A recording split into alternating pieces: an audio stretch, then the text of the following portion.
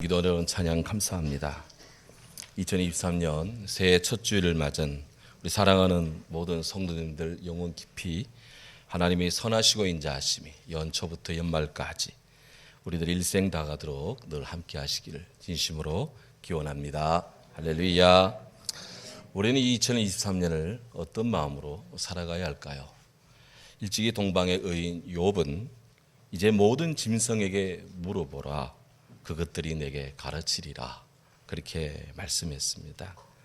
우리나라 전통에서 이 2023년은 계묘년, 일명 검은 토끼의 해입니다. 토끼가 주는 교훈을 살펴서 우리 인생을 살아가며 지혜의 통찰을 얻는 것도 매우 유익하다 생각합니다. 끈어 깊은 숲 호랑이가 배가 몹시 고파서 먹을 것을 찾고 있었습니다. 근데 저기 토끼가 보입니다. 정광석화같이 날아가서 토끼를 낚아채는데 이건 놔 임마. 토끼가 소리를 확 지르니까 이 토끼의 순간적인 호연지기에 깜짝 놀란 호랑이 토끼를 탁 놓았습니다. 토끼는 잽싸게 도망을 갔습니다. 어제의 충격에서 깨어나지 못한 호랑이가 그 다음날 방황을 하는데 어제 그 토끼를 봤습니다. 그래서 또 달려가서 순식간에 낚아채는데 토끼 나야 임마 하니까 호랑이도 깜짝 놀라가지고 토끼를 놔주었대요. 호랑이 가만히 생각하니까 이건 영 아닙니다. 이 호랑이 체면이 말이 아닙니다. 그래서 다시 만나면 내 가만두지 않겠다 씩씩거리고 다짐하고 또 다짐하면서 한 번만 더 걸리다. 그런데 이번에 토끼가 또 나타났어요. 그래서 쫓아가서 딱 잡습니다. 보니 어제 그 토끼가 아니에요. 그래서 여유 있게 맛있게 먹으려고 입을 딱 벌리고 송곳니 딱 드러내는데 토끼 왈 소문 다 났어 임마 그러더래요. 그래서 기운차게 외치는 토끼 소리에 호랑이가 기절을 했다나 어쨌다나 하여튼 예로부터 토끼는 약하지만 선하고 아주 재빠르게 움직이는 그런 영특한 동물로 여겨집니다.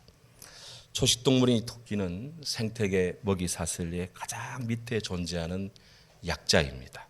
늑대나 사기나 수리부엉이나 올빼미 같은 이런 천적들이 위협하는 이런 생태계에서 토끼가 생존할 수 있는 비결이 무엇일까요? 동물학자들은 토끼의 귀를 지목합니다. 보시는 바처럼 아주 커다랗고 쫑긋 서 있는 이 토끼의 귀는 안테나처럼 아주 작은 소리도 들을 수 있는 그런 훌륭한 감각기관입니다. 토끼 몸에는 땀샘이 없습니다. 대신에 이 귀에 많은 혈관들이 모여 있습니다. 해서 이 귀를 통해서 체온을 조절합니다. 토끼의 체온이 올라가면 혈액이 다 귀로 집중이 된대요. 그렇게 해서 토끼 귀가 공기와 이렇게 접촉을 하면서 귀에 모여 있는 열들을 공기를 통해서 다 식히는 공랭식 시스템, 그런 방식으로 토끼의 체온을 떨어뜨리며 건강하게 살 수 있다는 거예요. 토끼의 눈은 얼굴 측면에 붙어 있습니다. 그래서 360도를 다 볼 수가 있습니다. 넓은 시야각이죠. 특히 토끼는 야행성 동물이라 밝은 곳보다는 어두운 데서 더 잘 볼 수 있답니다. 토끼는 이 자유자재로 땅을 팔 수 있는 앞발을 가지고 있습니다. 짧고 근육이 엄청나게 발달했는데요. 5개의 발톱으로 이 끝이 날카로운 발톱으로 땅을 파는데 위협을 느끼면 재빨리 그가 이 땅굴 속으로 숨는데 아주 주특기가 있습니다. 그래서 토끼의 울타리, 토끼집의 울타리를 치고자 할 때는 실제로는 위로, 토끼집 위로, 땅 위로 울타리를 세워서는 별 필요가 없고요. 땅 밑으로 10m까지 울타리를 파야, 그게 울타리를 세워야 토끼를 집안에서 잘 기를 수가 있다고 하는 겁니다. 토끼 달리기 속도는 놀랍습니다. 시속 70km 매우 빨리 달립니다. 하지만 장거리에는 약해요. 그래서 토끼가 거북이와 경주를 하면 늘 토끼는 거북이한테 늘 지는 것입니다. 뒷발이 길기 때문에 언덕은 기가 막히게 올라가지만 내리막에서는 아주 젬병인 거예요. 토끼는 무엇인가 나타나면 가만히 있어서 이 귀를 엇뜨기며 사방 머리까지 귀를 쫙 세우면서 사방을 관찰합니다. 놀란 토끼란 말이 그런 모습에서 나왔습니다. 약육강식의 세계에서 언제나 쫓기며 살아가야 되는 토끼이기에 깊은 잠을 잘 수가 없습니다. 칭얼대는 아기를 그렇게 달래면서 겨우겨우 잠을 재워 놓으면 금방 깨서 응애 하는데 이를 토끼잠이라 합니다. 토끼의 삶은 그만큼 고달픈 거예요. 욥기에 따르면 우리 인생은 토끼처럼 연약한 존재입니다. 인간은 적신으로 태어나 적신으로 돌아갑니다. 인간은 배틀의 북보다 빠른 찰나적인 그런 존재입니다. 인간은 한 호흡에 불과한 존재입니다. 인간의 영화는 꽃과 같이 쇠하여집니다. 인간의 존재는 그림자와 같습니다. 인간은 흙에 눕는 그런 존재입니다. 인간은 세상의 온갖 소리에 마음을 졸이며 온갖 파동에 온 신경을 쏟아며 살아가야 합니다. 그러니 눈이 쉽게 충혈되는 그런 연약함을 피할 길이 없습니다. 25시라는 아주 유명한 책이 있는데 그 25시 저자 버질 게오르기요, 그는 루마니아 사람입니다. 그에 따르면 소위 지식인의 역할은 잠수함의 토끼와 같다 하는 거예요. 게오르기가 2차 대전 때 독일군 잠수함 부대에 배속을 받아서 그 밑에서 일을 하게 되는데 수병으로서 그가 맡은 일은 잠수함 내부 깊은 곳에 토끼구리가 있고 그곳에 있는 토끼를 돌보는 일을 했습니다. 2차 대전 당시만 해도 잠수함 내에 산소 측정기가 없었습니다.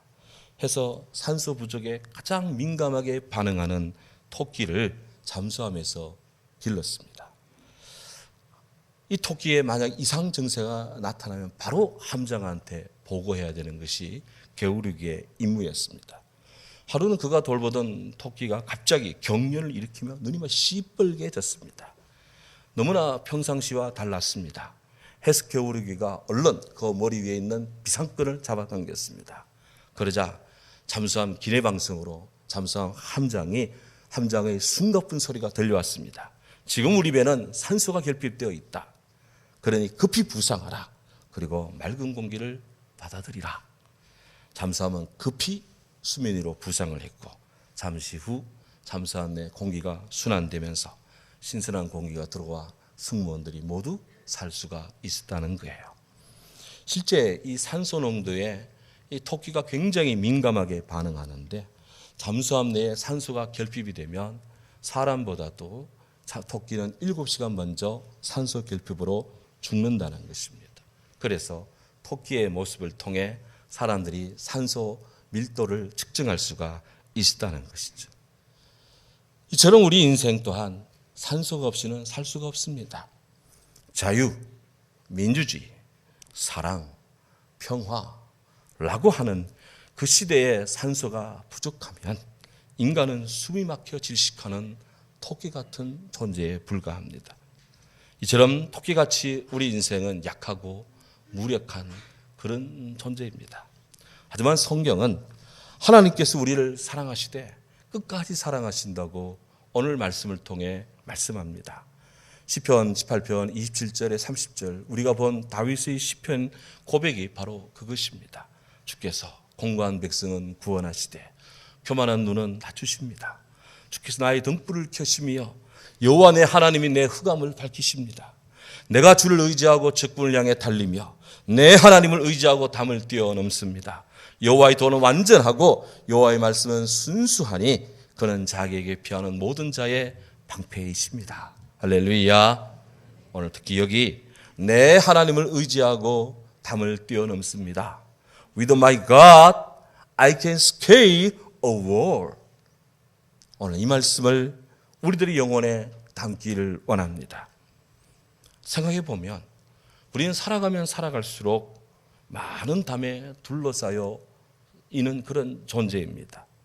데이비드 프라이라는 분이 장벽의 문명사라는 책에 따르면 일찍이 갈대아 우르를 지배했던 술기라는 이 통치자, 그가 메소포타미아 지역의 방위를 위해서 토벽으로 이 담을 쌓은 이래, 장벽을 쌓은 이래 세계의 유수 권력자들은 그들의 이 장벽을 쌓으면서 그들의 권력을 그가 통치하는 나라의 안위를 보장하고자 했습니다. 그런데 그렇게 강성하게 세워졌던 담들, 그 장성들은 다 대다수 폐허가 된 채 그 흔적만 남아 있습니다. 고대 중국이 그토록 강력한 만리장성을 쌓았지만 그 장성을 쌓은 나라치고 망하지 않은 나라가 없습니다. 오늘날 우리 인간사 또한 보이지는 않지만 곳곳에 담이 가로막혀 있거나 혹은 장벽이 지금도 축성되고 있습니다. 경제의 이름으로, 군사안보의 이름으로 유형무형의 장벽이 쳐지고 있습니다. 인간 상환의 담도 높아지고 있습니다. 가진 자와 덜 가진 자의 그런 담이 첨예해집니다. 고용자와 피고용자의 담이 사회적 이슈가 된 지는 이미 오래입니다. 지역과 지역, 민족과 민족, 나라와 나라, 인종과 인종, 그리고 심지어 인간과 인간, 인간과 자연 사이의 담이 현실적 장벽으로 극복하기가 매우 어려워지고 있습니다. 참으로 다양한 한계 상황이라는 담이 우리에게 압력을 가하고 있습니다. 어떻게 이 장벽을 뛰어넘을 수 있겠습니까? 어떻게 이 문제를 해결해 나갈 수 있겠습니까? 다윗은 내 하나님을 의지하고 담을 뛰어넘나이다 고백을 합니다. 저는 이 말씀을 묵상할 때면 제 학창시절의 추억이 생각나곤 합니다. 신학대학원 1학년 때 세계적인 헬라어 학자인 한혜신 박사님께 헬라어를 배웠습니다. 라틴어 그리고 그리스의 이 독일어의 모국격인 이 그리스어는 어휘 변화가 굉장히 엄격합니다. 그런 어휘 변화를 어미 변화 또 어휘 변화를 암기하지 않으면 의미 파악이 굉장히 불가능해요. 하지만 그 복잡한 어휘 변화를 외워야 되는데 참 외워지지 않는데 고민이었습니다. 그래서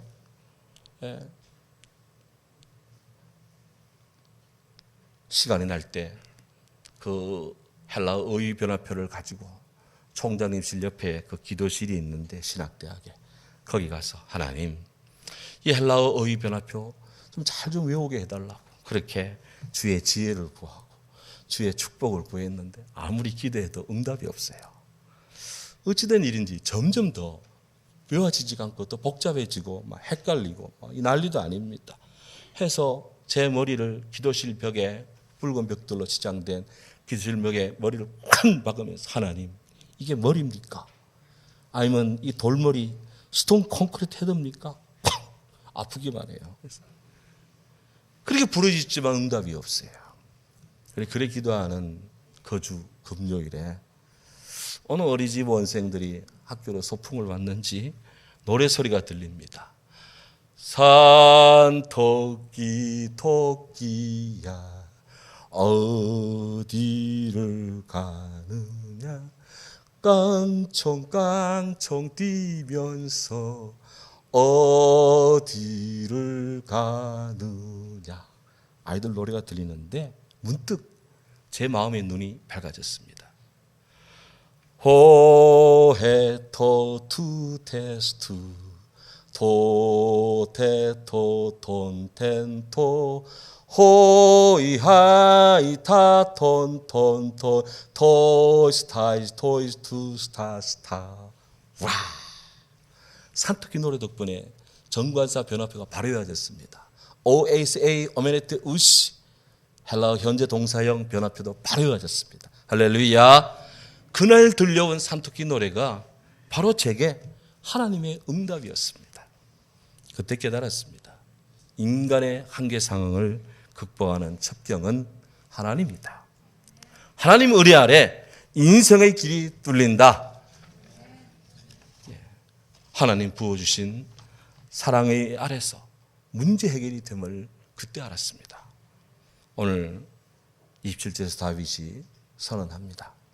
주께서 곤고한 백성은 구원하시고 교만한 눈은 낮추십니다. 욥은 욥기 12장에서 이런 고백을 합니다. 우리 하나님이 하신 것은 아무도 다시 세울 수가 없습니다. 하나님이 사람을 가두셨기에 아무도 놓아주지를 못합니다. 하나님은 땅의 물을 마르게도 하시고 넘쳐나기도 하십니다. 하나님은 악한 모사를 발가벗겨 끌고 다니십니다. 하나님은 그들의 재판장을 어리석게 만드십니다. 하나님은 왕들이 맨 것을 풀어 그들의 허리를 동이십니다. 하나님은 세상 권력 가진 자를 넘어뜨리십니다. 하나님은 입만 살아있는 자들의 말을 물리칩니다. 하나님은 지식이 있다는 이들의 판단을 빼앗습니다. 하나님은 강한 자의 띠를 풀어 해체합니다. 하나님은 어두운 가운데 있는 은밀한 것을 드러내기도 하시고, 하나님은 죽음의 그늘을 광명으로 나오게도 하십니다. 하나님은 민족들을 지키기도 하고 때로는 멸하시기도 하십니다. 하나님은 만국의 흥망성쇠를 주관합니다. 하나님은 만민의 우두머리들의 총명을 빼앗아 버립니다. 하나님은 소위 힘있다 하는 이들을 캄캄한데, 빛없이 캄캄한데 더듬뜨고 비틀거리게 만듭니다. 하나님은 교만한 자를 낮추시지만 공고한 백성은 구원하십니다. 욥이 고백이에요. 오늘 우리는 구원하신 하나님을 믿습니다. 하나님 독생자 예수 그리스도 십자가 우리 주 예수 그리스도 그 아들을 믿는 자를 멸망치 않고 구원하십니다. 긍휼이 풍성하신 하나님이 우리를 사랑하신 그 큰 사랑을 인하여 허물로 죽은 우리를 그리스도와 함께 살리셨도다. 하나님이 살리시니까 우리가 사는 것이지, 하나님 살리시지 않으면 살 자역이 누가 있겠습니까? 다윗은 고백합니다. 주께서 나의 등불을 켜시며 요한의 하나님이 내 흑암을 밝히십니다. 다윗은 빛을 비춰주시는 하나님의 은총 아래 그의 생의 장벽을 뛰어넘는다고 고백을 합니다. 세상에 참 빛이신 예수님이 생명이기 때문에 그렇습니다. 나는 세상의 빛이니 나를 따르는 자는 어둠에 다니지 않고 생명의 빛을 얻으리라. 저도 그렇지만 사람들 대부분 화창한 날씨에는 기분이 좋습니다. 하지만 하늘이 흐려지면 우울해집니다. 사업 수완이 좋은 사람들은 날씨를 이용하고 기후 기상을 이용해서 그들 사업에 활용하는데, 대부분의 사람들은 그런 날씨에 영향을 받으며 그냥 그렇게 살아가는 것이 보통 인생들이 다 그렇습니다. 그런데 사실 알고 보면 세상에 좋지 않은 날씨는 없답니다. 모든 날씨는 다 좋습니다. 매일 햇빛만 찬란히 비친다고 해보십시오. 그날은 좋을지 몰라도 그런 날이 계속되면 세상은 사막이 되고 맙니다. 그래 흐린 날도 필요하고 눈도 비도 이렇게 와야 되는 거예요.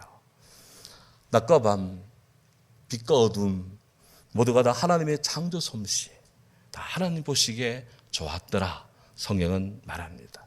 중요한 것, 날씨가 맑으나 날씨가 흐리나 비가 오나 눈이 오나 기온이 낮으나 기온이 높으나 하나님의 섭리 속에 있기 때문에 우리는 다 감사하고 좋은 것으로 여기며 그날에 우리는 행복하며 승리로운 삶을 살아야 됩니다. 주님 주시는 빛 속에서 우리는 걷고 뛰고 일하고 배우며 사랑하며 살아가야 됩니다. 성경에 말합니다. 밤이 깊고 낮이 가까워 왔으니 그러므로 우리가 어둠의 일을 벗어버리고 빛의 가옷을 입자. 너희가 전에는 어둠이 있더니 이제는 주 안에서 빛이라. 빛의 자녀들처럼 행하라. 빛의 열매는 모든 착함, 의로움, 진실함에 있느니라. 내게 능력 주시는 자 안에서 내가 모든 거 할 수 있느니라. 주께서 내 등불을 켜시며 내 흑암을 밝히십니다. 흑암이 있어야 하나님의 밝음을 알 수가 있는 거예요. 그러므로 빛 대신 하나님의 사랑 안에서 우리는 우리 앞을 가로막는 어둠의 담이 있다면 능히 뛰어넘었고 능히 주께 영광을 돌려드릴 줄로 믿습니다. 여호와의 도는 완전하고 여호와의 말씀은 순수하니 그는 자기에게 피하는 모든 자의 방패라고 다윗은 또한 고백합니다. 다윗은 완전하고 순수한 하나님의 말씀으로 생의 장벽을 뛰어넘는다고 고백하고 있는 거예요. 성도는 하나님 말씀을 먹으며 사는 그런 존재입니다. 송충이가 소나무 떠나면 살 수 없듯이 너희가 나를 떠나서는 아무것도 할 수 없다. 우리가 주의 말씀을 떠나서는 아무것도 할 수 없는 그런 존재입니다. 그러나 우리는 세상 누구보다도 하나님 말씀, 성경의 말씀을 믿고 의지하며 신뢰해야 됩니다. 일찍이 모세는 토끼도 되새김질은 하되 굽이 갈라지지 아니하였으니 너에게 부정하다. 먹지 마라고 그렇게 이야기를 했어요. 모세 이런 경고는 레위기 11장 6절에도 또 신명기 14장 7절에도 나오는 말씀입니다. 그런데 많은 사람들이 토끼 되새김질하지 않는데 모세가 성경은 토끼가 되새김질 한다고 하면서 이거 성경에 틀린 부분이다. 성경의 권위를 부정을 합니다. 과연 모세가 틀린 말을 한 것일까요? 성경의 과학적인 사실에 반대되는 그런 비과학적인 책일까요? 독일의 동물학자 버나드 그레지맥이라는 이 과학자가 이 부분에 고민을 합니다. 과연 하나님 말씀에 토끼는 되새김질 한다 했는데 사람들 눈에 비치는 토끼는 되새김질하지 않는데 이거 어찌 된 것인가? 그런 연구했습니다. 그런데 그가 연구한 결론은 토끼는 사람들이 먹이를 주고 그 옆에 앉아서 관찰할 때는 절대로 되새김질하지 않는다는 거예요. 하지만 밤에 피곤해서 연구를 접고 각자 집에 돌아간 그 밤늦은 시간, 밤 12시부터 새벽 3시 사이 그 캄캄한 굴에서 혼자 토끼가 몰래 되새김질을 하더라는 것입니다. 과학자가 관찰을 통해 발견해냈어요. 토끼 되새김질에는 특수한 물질이 필요한데 바로 토끼 똥이었습니다. 토끼가 똥을 누는데 두 가지 종류의 똥을 누는데요. 하나는 진짜 토끼 똥을 누는 것이고 다른 하나는 똥 같은 모습인데 소위 토끼의 되새김질을 덮는 특수 효소 물질이라는 것입니다. 사람 눈엔 그게 똥으로 보인다는 것입니다. 토끼는 자기가 배설한 그 토끼똥 같은 그 물질을 밤에 다시 그것을 씹어 먹는다는 거예요. 그래서 사람들이 토끼를 깨끗하게 키운답시고 토끼장을 깨끗하게 한다고 토끼똥을 다 치워버리면 그 토끼는 영양결핍 또 창자에 고창병 이런 걸려가지고 제대로 살지 못하고 바로 죽는다는 겁니다. 그는 발견했습니다. 그런 과학자의 치밀한 치열한 노력 덕분에 성경의 말씀이 거짓이 아니라 사실이라는 것이 밝혀진 거예요. 할렐루야. 정녕 우리 인생에 사는 길, 그것은 진리이신 하나님의 생명의 말씀, 그것을 주야로 묵상하며 사는 겁니다. 오라 너희 목마른 자들아 물로 나오라. 돈 없는 데서 와라. 값없이 와서 사 먹되 돈 없이 값없이 와서 포도주와 젖을 사라. 너희는 귀를 기울이고 내게 나와 들어라. 그러면 너 영원히 살리라. 그랬습니다. 정령 복된 인생, 이 예언의 말씀을 읽는 자, 듣는 자, 그 가운데 기록된 말씀을 지키는 자가 복이 있다. 때가 가깝기 때문이다.